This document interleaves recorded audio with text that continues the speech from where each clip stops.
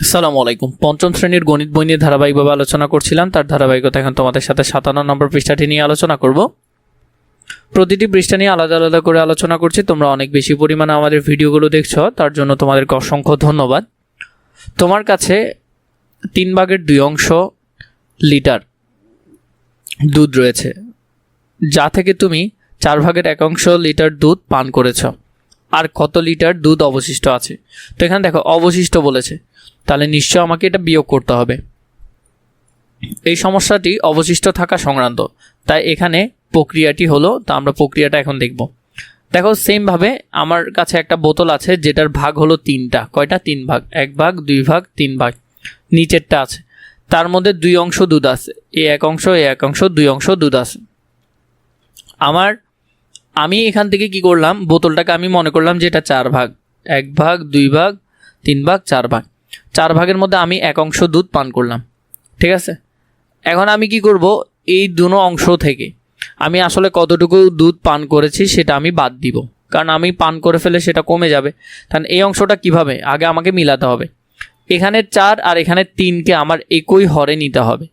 তো এখানে নিতে গেলে আমি কি করব, 3কে 4 দিয়ে গুণ করব, 3 4 12, আর 4কে 3 দিয়ে গুণ করব, 3 4 12, তাহলে 12 12 মিলে যাবে। তো আর উপরেরটা তো আমি বের করতে হবে। তো আমরা যদি একটু দেখি গাণিতিক বাক্য হিসাবটা, আমরা যদি দেখি, আমরা 3 এবং 4কে কী করলাম, ওই সেমভাবে সমহর করলাম। তো সমহর করতে গিয়ে আমাকে নিচেরটাকে 4 দিয়ে গুণ দিতে হয়েছে, তাহলে 3 4 12, আর তাহলে উপরেরটাকেও 4 দিয়ে গুণ দিতে হবে, তাহলে 4 দুগুণে 8। তো তাহলে এটাকে যদি 12 ভাগ করি, তার মধ্যে 8 অংশ দুধ ছিল, তাই না?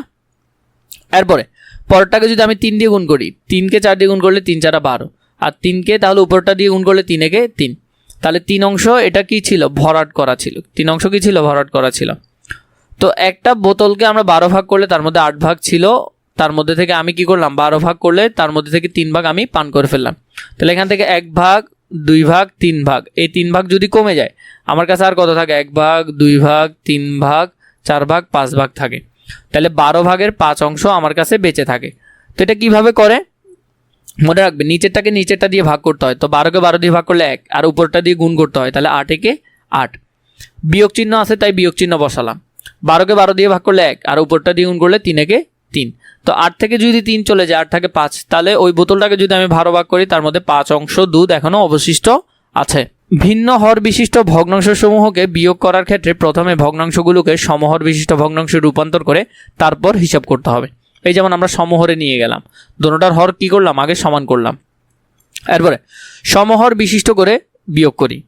তাহলে এখানের ক্ষেত্রে আমরা 2কে আগে এমনটা দিয়ে গুণ করব, যেমন 2কে যদি 3 দিয়ে গুণ করো, 3 দুগুণে 6, আর উপরটাকে 3 দিয়ে গুণ করলে 3 একে 3। এটাকে যদি 2 দিয়ে গুণ করো, 3 দুগুণে 6, উপরটাকে 2 দিয়ে গুণ করলে 2 একে 2। তাহলে 6 আর 6 হলো, তাহলে এই 6 থেকে 6 বসালাম, 6কে 6 দিয়ে ভাগ করলে 1, আর 1কে 3 দিয়ে গুণ করলে 3 একে 3, তাহলে বিয়োগ চিহ্ন আছে। আর এখানে কত বসবে, 6কে 6 দিয়ে ভাগ করলে 1, 1কে 2 দিয়ে গুণ করলে 2 একে 2, তাহলে নিচে 6, আর 3 থেকে যদি 2 চলে যায় আর 1, তাহলে এটা হবে এরকম।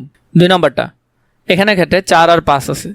4কে যদি আমি 5 দিয়ে গুণ করি, 4 5 20, তাহলে নিচে হলো 20, আর উপরটা দিয়ে গুণ করলে 5 দিয়ে গুণ করলে 5 একে 5। এটাকে যদি 4 দিয়ে গুণ করি, 4 5 20, তাহলে 4 5 হলো 20, আর তাহলে উপরে 4 দিয়ে গুণ করলে 4 একে 4, উপরে 4কে 1 দিয়ে গুণ করলে 4 একে 4, তাহলে নিচে 20 আছে, 20 আমি লিখলাম। 20 লেখার পর এরপরে উপরে আছে 5, তাহলে 20কে 20 দিয়ে ভাগ করলাম 1, 5কে 5 দিয়ে গুণ করলে 5 একে 5ই হবে। আর এখানে আছে বিয়োগ, আর 4 একে কত হবে, 4ই হবে। 5 থেকে 4 গেলে কত হয়, 1 হয়, আর নিচে থাকবে কত, 20। এরপরেরটা 3 নাম্বারটা যদি দেখি, এখানের মধ্যে দেখো 3 আর 5, তাহলে আমরা যদি 3কে 5 দিয়ে গুণ করি, 3 5 15, আর এদিকে যদি উপরেরটাকে 5 দিয়ে গুণ করো, 5 দুগুণে কত হবে, 10 হবে। এবার এই অংশটাকে যদি 5কে যদি 3 দিয়ে গুণ করো, 3 5 15, আর উপরেরটাকে যদি গুণ করো তাহলে কত হবে, 3 দুগুণে 6, তাহলে আমরা এখানে 15 থেকে 15 নিলাম, আর এদিকে উপরে আছে কত, 10, আর এদিকে হলো যে আমরা যদি দেখি 15কে 15 দিয়ে ভাগ করলে 1, 6 দিয়ে গুণ করলে 6 একে 6ই হবে। তাহলে 10 থেকে 6 গেলে কত হয়, 4 হবে, আর এখানে 15 বসে যাবে। তো এগুলো কীভাবে পূরণ করবে, আশা করি তোমরা বুঝেছো কীভাবে পূরণ করবে। এরপরে দেখো এখানে 1 নম্বরে বলেছে বিয়োগ করো, তো এগুলো আমরা সেম এতক্ষণ এগুলো যেভাবে করেছি এগুলো এখন এভাবেই করব। প্রথমটা দেখো এখানে 8 তো আর এখানে 4, 8 আর 4 আমরা লসাগু করব, এখানে করে দেওয়া হয় নাই, আমি তোমাদেরকে পাশে করে দিচ্ছি। 2 দিয়ে করো, 4 দুগুণে 8, 2 দুগুণে 4, আবার 2 দিয়ে করতে পারবে, 2 দুগুণে 4, 2 একে 2, আবার 1কে 2 দিয়ে গুণ করো, 2 একে 2, 2কে 2 দিয়ে গুণ করো, 2 দুগুণে 4, 4 দুগুণে 8, তাহলে নিচে হবে কত 8, 8কে 8 দিয়ে ভাগ করলে 1, আর 1কে 3 দিয়ে গুণ করলে 3 একে 3, 4কে যদি 8 দিয়ে ভাগ করো তাহলে 2, 2কে 1 দিয়ে গুণ করলে 2 একে 2, 3 থেকে যদি 2 যায় 1, তো তাহলে এটা এভাবে করে ফেলবে। 2 নম্বরের মধ্যে যদি দেখি 5/6 আর এদিকে হলো 3/8, আমরা এটাকে করব 6 এবং 8, তো 6 আর 8 এর লসাগুটা যদি করি 6 আর 8,